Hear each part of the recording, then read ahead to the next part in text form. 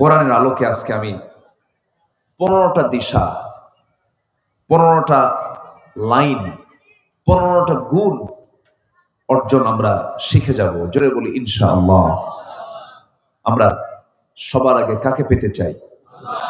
আসলে কিন্তু আমার বন্ধু বলতে কিন্তু একজনই বন্ধু, নচেত কোনো বন্ধু আমার নাই। আসলে আমরা ডানে বামে, সামনে পেছনে, ঘরে, আত্মীয় স্বজন যা কিছু দেখি, এগুলো কিন্তু একদিন পর হয়ে যাবে। কিন্তু যিনি কখনো পর হবেন না, পর হওয়ার সম্ভব না, আমি যাকে কখনো ছাড়তেও পারবো না এবং তিনি আমাকে কখনো ছাড়বেন না, তিনি কে? আসতে বলবেন না, তিনি কে? তার পরিচয়টা কিন্তু কোরআন খোলার সঙ্গে সঙ্গে পাওয়া যায়। 3 নম্বর আয়াতের যে পরিচয়টা, এটা আমাকে খুব ভাবিয়ে তোলে। যারা পারেন ঠোঁট মিলিয়ে বলুন আলহামদুলিল্লাহি রাব্বিল আলামিন আর রহমানির রহিম মালিকি ইয়াউমিদ্দিন ইয়্যাকা না'বুদু ওয়া ইয়্যাকা নাস্তাঈন ইহদিনাস সিরাতাল মুস্তাকিম صراط الذين أنعمت عليهم غير المغضوب عليهم ولا الضالين। এরপরে একটু জোরে বলেন, আর একটু জোরে বলেন। প্রশংসা কার? যিনি রহমান, যিনি রহিম, তিনি কে? মালিক ইয়াউমিদ্দিন, যিনি বিচার দিবসের মালিক, তিনি কে? বিচার দিবসের মালিক কে? এই পরিচয়টি কি সহজ মনে হয়? বিচার দিবস, তার মালিক কে? আল্লাহ তাআলা। তাহলে আসল বিচারক তিনি কে? আল্লাহ। তিনি বিচার করবেন। বিচার করবেন কিসের ভিত্তিতে? বিচার করবেন হলো বান্দা এই দুনিয়াতে কি আমল নিয়ে গেল, সে কোন পথে চলল। পথ দুটা, একটা হচ্ছে সিরাতুল মুস্তাকিম, সহজ সরল সঠিক পথ, যার জন্য আমরা প্রত্যেকটা রাকাতে, প্রত্যেকটা নামাজের প্রত্যেকটা রাকাতে আমরা এই দোয়াটা করি, ইহদিনাস সিরাতাল মুস্তাকিম। এই দোয়াটা আমরা আল্লাহর কাছে করে থাকি। তো জান্নাতে যাওয়ার রাস্তা কিন্তু এই একটাই, আর জাহান্নামে যাওয়ার রাস্তা কি একটা না হাজারটা? আস্তে একটা না হাজারটা? সরল রেখা কয়টা হয়? সরল রেখা বলেন কয়টা হয়? আর সরল ছাড়া আশেপাশের যে আরো যে রেখা আছে, এগুলো কত হয়? অসংখ্য, অসংখ্য। আমার বন্ধুগণ, দুইটা বিন্দুর সমন্বয় হলে পরে সরল রেখা হয়ে গেল। জান্নাতে যাওয়ার জন্য এই সরল রেখায়, সরল পথে আমাকে আপনাকে চলতে হবে। আর শয়তান কিন্তু আঁকা বাঁকা কোনো পথে নাই।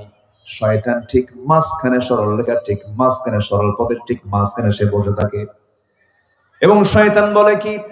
ثُمَّ لَآتِيَنَّهُم مِّن بَيْنِ أَيْدِيهِمْ وَمِنْ خَلْفِهِمْ وَعَنْ أَيْمَانِهِمْ وَعَنْ شَمَائِلِهِمْ وَلَا تَجِدُ أَكْثَرَهُمْ شَاكِرِينَ।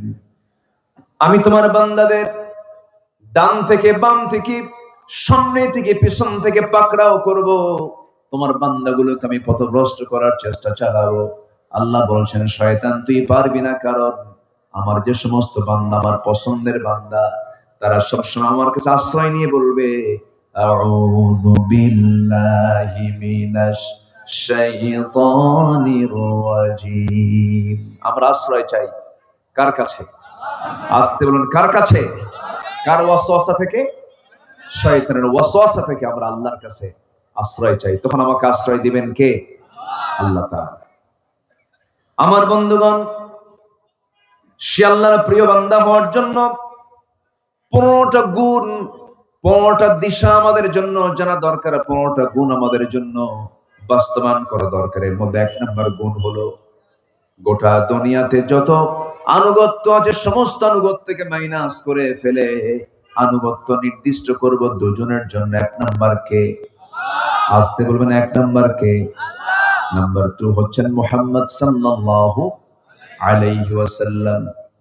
এই দুইজনের আনুগত্য করব, তবে আল্লাহ তাআলা এক জায়গায় বলছেন আতিউল্লাহ ওয়া আতিউর রাসূল ওয়া উলিল আমরি মিনকুম فإن تنازعتم في شيء فردوه إلى الله والرسول তোমরা আনুগত্য করবে আল্লাহর, আনুগত্য করবে তার রাসূলের, এবং তোমাদের মধ্যে যারা আমির, তোমাদের মধ্যে যারা লিডার, তাদের তোমরা আনুগত্য করবে। তবে হ্যাঁ, লিডারকে মানতে গিয়ে যদি কোনো ঝামেলায় তোমরা পড়ে যাও, সেই সময় তোমরা ফিরে যাবে মূল আনুগত্য আল্লাহ এবং আল্লাহ রাসূলের দিকে। মূল আনুগত্য হবে দুজনের। এক নাম্বার কে? আসতে বলবেন না কে? নাম্বার 2 হচ্ছে মুহাম্মদ সাল্লাল্লাহু, এবং আমাদের মধ্যে যারা আমির আছেন তাদেরকে আমরা মানব ততক্ষণ যতক্ষণ তিনি নবীর আদর্শকে লালন করবেন। নবীর আদর্শ যে নেতার মধ্যে নাই, যে আমিরের মধ্যে নাই, যে লিডারের মধ্যে নাই, ওই নেতার নেতৃত্ব মানা যাবে না। যে নেতার নেতৃত্ব মানতে গিয়ে ঈমান হারা হতে হয়, সেই সমস্ত নেতৃত্বের মুখে আমরা জুতা মারি, থুতু মারি, কোনো প্রয়োজন নেই। কারণ নেতৃত্ব মানা অত্যন্ত স্পর্শকাতর বিষয়, মানতে হবে নেতৃত্ব, কিন্তু এই নেতৃত্বই কিন্তু আমাকে হাসরের দিন উঠায়া ছাড়বে। হাসরের দিন আমি কার নেতৃত্ব মেনেছি এটার জন্য জবাবদিহি করতে হবে কার আদালতে? আসতে বলবেন না কার আদালতে? আল্লাহ আদালতে। হয়তো ভাববেন হুজুর তাহলে কোন নেতৃত্বই মানবো না, আমি কোন দলই করব না। যে বলে আমার কোন দল না, আমি নিরপেক্ষ, নিরপেক্ষ শব্দটা হলো শয়তান থেকে আসছে। ইমানদার কি নিরপেক্ষ থাকবে না একটা পক্ষ নেবে? কার পক্ষ নেবে বলেন? আসতে বলেন কার পক্ষ নেবে? আল্লাহর পক্ষ নেবে। নিরপেক্ষ শব্দটা কখনোই ইমানদারের সঙ্গে যায় না। ইমানদার পক্ষ নেবে। কার পক্ষ? দল করবে কার? আল্লাহ। তবে দলের কথা মনে হয় কোরআন শরীফে বাদ পড়ছে। কিছু কিছু লোকের কথার ভাবসাব দেখে মনে হয় কি জানেন, কোরআনে রাজনীতি নাই, রাষ্ট্র কিছু নাই, তারপরে সচিবালয় নাই, প্রশাসন নাই, কোর্ট কাছারি নাই, এগুলো হচ্ছে কোরআনের বাইরের সাবজেক্ট। এই জাতীয় চিন্তা যারা লালন করেন, কোরআন দিয়ে রাষ্ট্র চলতে পারে না, কোরআন দিয়ে সচিবালয় চলবে না, কোরআন দিয়ে ক্যান্টনমেন্ট চলতে পারে না, এই সমস্ত চিন্তা যারা করেন, নতুন করে তাদের ঈমান নবায়ন করতে হবে, ঠিক কিনা? নতুন করে ঈমান আনতে হবে। আমি মনে হয় একটু কষ্ট দিয়ে কথা বলছি, যদি কষ্ট আপনার কাছে মনে হয় তাহলে বুঝতে হবে যে আপনি কোরআন এবং সুন্নাহকে মানতে চান না। সোজা সাপটা কথা, বাঁচবো কয়দিন? আল্লাহকে ফাঁকি দিয়ে লাভ আছে? আপনি আল্লাহকে ফাঁকি দিবেন কেন? শরিয়া শব্দটা কত গুরুত্বপূর্ণ বিষয়।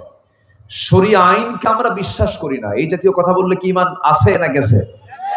ঈমান আছে না গেছে? চলে গেছে, এটা বলা যাবে না। গুরুত্বপূর্ণ বিষয় আমার আল্লাহর বিধান। আল্লাহর বিধানে কোরআনের একটা হরফকে যদি কেউ অমান্য করে তার ঈমান চলে যাবে। শব্দ তো দূরেই থাকলো, একটা হরফ, ঈমান থাকবে না। খুব গুরুত্বপূর্ণ এই স্পর্শকাতর বিষয়ে আমরা সজাগ সতর্ক থাকবো। জোরে বলি ইনশাআল্লাহ। তাহলে এক নাম্বার আনুগত্য হবে কার? জিকির করব কার? সবাইকে ভুলে গেলেও আমার লস হবে না, কিন্তু আল্লাহকে ভুলে গেলে কি শুধু লস? বলেন তো, শুধু কি লস না মহা লস? মহা লস, সব শেষ। আল্লাহকে ভোলা যাবে না। আল্লাহ আমাকে এক সেকেন্ডের জন্য কখনো ভুলেন না। আল্লাহ আমাকে স্মরণ করেন, আল্লাহ আমাকে দেখেন, আল্লাহ আমাকে শোনেন, আল্লাহ আমাকে জানেন। وَيَعْلَمُ خَائِنَةَ الْأَعْيُنِ وَمَا تُخْفِي الصُّدُورُ। তোমার চক্ষু কি খেয়ানত করে, এমনকি তুমি তোমার অন্তরে কি দানা বেঁধে রেখেছো, কি কুচিন্তা করছো, কি সুচিন্তা করছো, পৃথিবীর কোনো মানুষ না জানলেও সঙ্গে সঙ্গে আমার আল্লাহর কুদরত তা জেনে যায়। জোরে বলি সুবহানাল্লাহ। এমন প্রশাসন, এমন আল্লাহ, যে আল্লাহ মনের কল্পনা, মনের স্বপ্ন আল্লাহ জানেন। তিনি সেই মহান প্রভু। আল্লাহকে ফাঁকি দিবেন কেমনে? আল্লাহ তাআলা তাকে চেনার জন্য বিভিন্ন জায়গায় তার সৃষ্টির অপরূপ নিদর্শনগুলোকে আল্লাহ পাক বিভিন্ন জায়গায় ডিসপ্লে করেছেন এবং আল্লাহ বান্দাকে প্রশ্ন করে বলেছেন, বান্দা দেখো এগুলো একটু ফিকির করো, দেখো।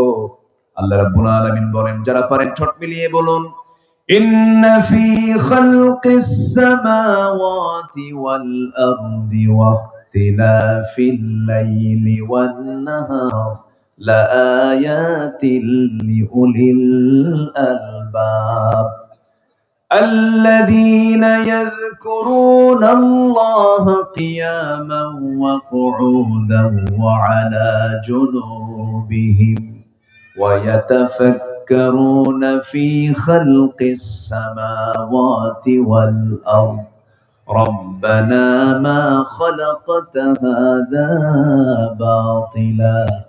باطلا سبحانك فقنا عذاب النار জোরে বলুন আল্লাহু আকবার। শুধু জিকির করলে হবে না, ফিকিরও করতে হবে। আবার ফিকির শুধু করলে হবে না, জিকিরও করতে হবে। আল্লাহ পাক জিকিরের কথাও বলেছেন, একই আয়াতের মধ্যে ফিকিরের কথাও বলেছেন। এই চোখ দিয়ে আমরা দেখি, চোখটা দিয়েছেন কে? এই চোখটা কি ভাটায় আছে না জোয়ারে আছে? শুকনা জায়গায় না ভিজা জায়গায়? চোখটাকে আল্লাহ পাক শুকনা রেখেছেন না ভিজা রেখেছেন? ভিজা রেখেছেন। চোখটা আল্লাহ পাক পানির মধ্যে ভিজা রেখেছেন। আল্লাহ তাআলা এই চোখটা বানিয়ে দিয়েছেন আমাকে। পৃথিবীর কারো কি এই ক্ষেত্রে কারো অবদান আছে? আল্লাহ রাব্বুল আলামিন বলেন, আলাম নাজআল লাহু আইনাইনি ওয়া লিসানান ওয়া শাফাতাইনি ওয়া হাদাইনাহু নাজদাইন। বান্দা আমি তোমাকে টানা টানা দুইটা চক্ষু দিলাম, সুন্দর দুটি ঠোঁট দিলাম, সুন্দর একটা জিহ্বা দিলাম। বান্দা পৃথিবীর কেউ তো দেয় নাই। অতএব এই চক্ষু দিয়া যা দেখবি, আমার নামের জিকির করবি, আমার সৃষ্টির ফিকির করবি, আমার শুকরিয়া স্বরূপ বলবি আলহামদুলিল্লাহ, সুবহানাল্লাহ, যখন আল্লাহু আকবার। এই সমস্ত তাসবিহ প্রকাশ করা বান্দার দায়িত্ব। আমরা এই তাসবিহগুলো, এই জিকিরগুলো করব। আমার দায়িত্ব হচ্ছে জিকির করা, আর আমার এই জিকিরের ফলাফল দেওয়ার দায়িত্ব কার? আসতে বলবেন না, কার? আল্লাহ। এই চোখ সাধারণ কোনো বিষয় নয়। আমি চোখ, কান এবং নাককে বলি পদ্মা মেঘনা যমুনা যত বড়, পদ্মা মেঘনা যমুনা দেখতে যত বড়, তার চাইতে বড় হলো একটা মানুষের চোখ, কান, নাক, গলা, তার চাইতে বড়। কেউ তো সুবহানাল্লাহ বললেন না। প্রতি মিনিটে মানুষ গড়ে 15 থেকে 20 বার পলক ফেলে, চোখের পলক। প্রতি মিনিটে কয়বার ফেলে? 15 থেকে 20 বার। এই পলক শুধু পড়েই না, বরং প্রতিটা বার পড়ার সময় অশ্রু থেকে লিকুইড ছড়িয়ে দেয় পুরো চোখে। এর ফলে চোখ থাকে আর্দ্র, ধুলাবালি, ক্ষতিকর জীবাণু মুক্ত। পলক হলো চোখের প্রাকৃতিক ওয়াইফার। গাড়ির সামনে ওয়াইফার থাকে না, গ্লাসকে পরিষ্কার করে দেয়। তো এই পলক হচ্ছে চোখের প্রাকৃতিক ওয়াইফার, যা ঘুমের মধ্যেও চোখের সুরক্ষা নিশ্চিত করে। প্রতিদিন আমাদের চোখে গড়ে 1 মিলিলিটার অশ্রু তৈরি হয়, যা স্বচ্ছ অথচ অত্যন্ত কার্যকর এক তরল পদার্থ। এই অশ্রুর মধ্যে থাকে লাইসোজাইম নামের এক প্রাকৃতিক অ্যান্টিবায়োটিক, যা চোখকে ব্যাকটেরিয়ার আক্রমণ থেকে 100% সুরক্ষা দিয়ে থাকে। এটা আসতে বলেন সুবহানাল্লাহ। যখন হৃদয়ে বেদনায় ভারাক্রান্ত বা আত্মা আল্লাহর ভয়ে ও ভালোবাসার কারণে যখন কাঁপতে থাকে, তখন অশ্রু গড়িয়ে গড়িয়ে সেই চোখের পানিগুলো এসে গালের উপরে চলে আসে। এই অশ্রু আবার চোখের বাইরের অংশে পুষ্টি ও অক্সিজেন সরবরাহ করে। কারণ কর্নিয়াতে, চোখের যে কর্নিয়া, এখানে রক্তনালী থাকে না, তাই চোখের জল চোখকে রক্ষা করে শুকিয়ে যাওয়া, ক্ষয়, ব্যাকটেরিয়াল সংক্রমণ থেকে সম্পূর্ণ সুরক্ষা দেয়। কেউ তো সুবহানাল্লাহ বললেন না। এগুলো কে করে দিয়েছেন? আসতে বলেন, কে করে দিয়েছেন? আমাদের চোখে প্রায়, আমাদের প্রত্যেকের দুটো চোখে প্রায় 27 কোটি 40 লাখ ফটো রিসেপ্টর নামে নিয়োজিত শ্রমিক আল্লাহর হুকুমে দিন রাত 24 ঘন্টা কাজ করে যাচ্ছে। যখন আলো আপনার চোখে গিয়ে পড়ছে, যখন ফটো রিসেপ্টর কাছে চলে যাচ্ছে, তখন ফটো রিসেপ্টর সেটাকে প্রসেসিং করে আপনার অপটিক নার্ভে পৌঁছে দিচ্ছে এবং সেখান থেকে ইলেকট্রিক ইম্পালেন্সের মাধ্যমে সেটা আমাদের ব্রেইনে অক্সিপিটাল ল্যাবে চলে যাচ্ছে। ফলে আমরা দেখতে পাচ্ছি। এই যে অপটিক নার্ভের কথা শুনলাম, আমরা শুধুমাত্র এখানে প্রায় 7 থেকে 70 লক্ষ তারের মতো ফাইবার আমাদের চোখের পেছনে আল্লাহ পাক রেখে দিয়েছেন। কার অবদান? আসতে বলবেন না, কার অবদান? এখানে শেষ নয়। যেখানে আধুনিক সবচেয়ে উন্নত ক্যানন, এই যে ক্যানন ক্যামেরাগুলো যা আছে, US R5, Canon US R5, Sony, আরো সহজে সমস্ত ক্যামেরাগুলো আছে। ক্যামেরাগুলো সর্বোচ্চ 100 মেগাপিক্সেল পর্যন্ত পৌঁছায়। সেখানে মানুষের চোখের রেজুলেশন প্রায় 576 মেগাপিক্সেল। এই যে ক্যামেরাম্যান শোনেন, বুঝতেছেন? 100 মেগাপিক্সেল। আর বান্দার চোখের ভিতরে যে আল্লাহ পাক যে রেজুলেশন দিয়েছেন সেটা হলো 576 মেগাপিক্সেল। প্রত্যেক বান্দার চোখে আল্লাহ পাক দিয়েছেন। আচ্ছা, এই চোখের দৃষ্টিসীমা প্রায় 200 ডিগ্রি পর্যন্ত বিস্তৃত। এই চোখ প্রায় 1 কোটি ভিন্ন ভিন্ন রং চিনতে পারে। 1 কোটি। আপনার ক্যামেরা কয়টা পারবে? 1 কোটি ভিন্ন ভিন্ন রং এই চোখ চিনতে পারবে। মানব জাতি যেসব রঙের নামই আজ পর্যন্ত জানে না, তাও আল্লাহ পাক সেই চোখের মধ্যে সেই সিস্টেম অ্যাডভান্স আল্লাহ পাক রেখে দিয়েছেন। আপনি কি 1 কোটি রং দেখছেন? অথচ 1 কোটি রং দেখার মতো ক্ষমতা প্রত্যেক চোখে কে দিয়েছেন? আল্লাহ দিয়েছেন। আল্লাহ বলছেন, বান্দা এগুলো একটু দেখো, ফিকির করো, কেউ দেয়নি, আমি আল্লাহ নিজে দিয়েছি। জোরে বলি সুবহানাল্লাহ। এই যে কানের মধ্যে শ্রবণ কোষ আছে না নাই? 1 লাখ 2 লাখ শ্রবণ কোষ দিয়েছে। এই কানকে হেফাজত করার জন্য আল্লাহ রাব্বুল আলামিন কানের ভিতরে আবার ইয়ারক্স দিয়েছেন, কিছু ময়লা দিয়েছেন। সেই ময়লাগুলো যদি আমরা, এই ময়লাকে, কানের মধ্যে ময়লাকে কি বলি আমরা? কি কয়? খোল। কি এটা কি গরু খায়? কোন খোল? কানের ময়লা। এই যে কানের ময়লা আল্লাহ রাব্বুল আলামিন কানের মধ্যে দিয়ে দিয়েছেন, এটা কিন্তু অকাজে দেন নাই। বান্দা যখন কান দিয়ে শুনবে, কানটা যেন নষ্ট না হয়, দেখবেন যে সমস্ত বিয়ারিং গুলো জাম লাগে, এটাকে ফ্রি করার জন্য কি লাগায়? গিরিজ। এটা হচ্ছে কানের মধ্যে যে ময়লা দেখেন, এটা হচ্ছে গিরিজ। এটা কি বলেন? কেউ তো সুবহানাল্লাহ বলবেন না তো। এটা কি মিষ্টি? ভিতরের যেটা কি মিষ্টি? কেমন লাগে? খান নাই তো? একদিন একটু জিহবায় নিবেন, এটা স্বাদ আপনি নেবেন। তিক্ত তিতা তিতা লাগে। কেন? আল্লাহ পাক এটা যদি মিষ্টি করতেন, তাহলে মিষ্টি আছে যেখানে পোকামাকড় পিঁপড়া আছে সেখানে। তাহলে রাতের বেলা আপনি যখন ঘুমাতে যেতেন, যদি কানের ময়লা যদি মিষ্টি হয়, তাহলে সব পিঁপড়া কি জমা হবে আপনার কানে। কান সাফ করবেন কখন? আর ঘুম পারবেন কখন? আর কানের মধ্যে যেন কোনো ভুল ক্রমে যেন কোনো ন্যাংরা মশা অথবা ন্যাংরা কোনো পিঁপড়া যেন ভুল ক্রমে যেন ঢুকেও যেন টের পায় যে না, এটা জায়গা মতো আসি নাই, তিতা জায়গা, বের হয়ে আসে। কেউ তো সুবহানাল্লাহ বলবেন না। তাহলে শুধু কান বানান নাই, কানকে সিকিউর করেছেন, এটাকে নিরাপত্তার চাদরে আবৃত রেখেছেন যিনি, তিনি আমার কে? চোখ গেল, কান গেল, নাক দিছেন কোথায়? নাক সুন্দর লম্বা নাক। এই নাকটা যদি মাঝে মাঝে চিন্তা করি, এই নাকটা যদি এই জায়গায় না দিয়া বগলের তলে দেওয়া হতো, বলেন চেহারাও কেমন দেখতে হতো। আর বগলের তলে যদি দেওয়া হতো, গরমের দিন না হয় আমরা খালি গায়ে বসি না হয় খাই, হয়তো খাবারটা দেখালাম নাককে, বলো খাওয়া যাবে কিনা। শীতের দিন কি করবেন আপনি বলেন? সব কাপড় চোপড় কি খোলা সম্ভব?